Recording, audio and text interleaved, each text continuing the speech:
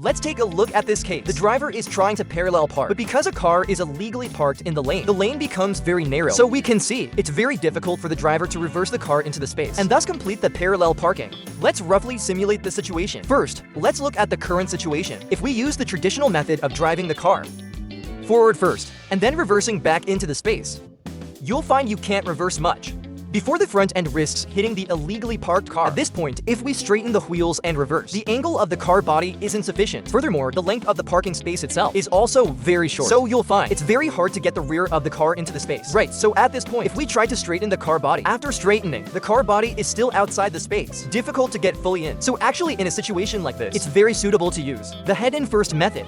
And because the space is short, we need to incorporate shuffling adjustments in the middle. So first, we can drive forward alongside the space.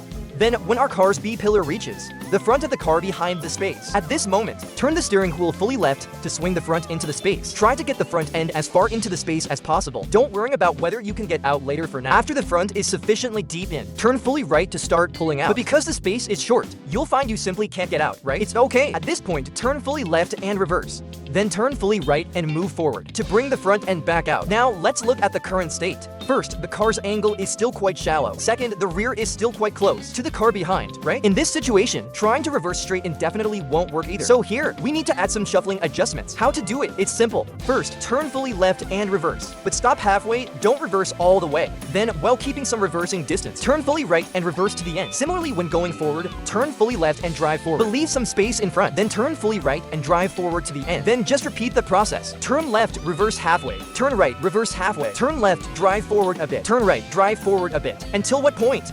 After adjusting a few times like this. Just like now. After we've adjusted a few times, turn left and reverse, and find you can see the entire front end of the car behind. You can see its whole front end through the mirror. At this moment, after turning right and reversing fully back, the rear of the car will definitely be in the space. Next, just get the front end in. Turn left, drive forward. Turn right, reverse back, thus completing this parallel park in an extremely narrow lane with a very short parking space.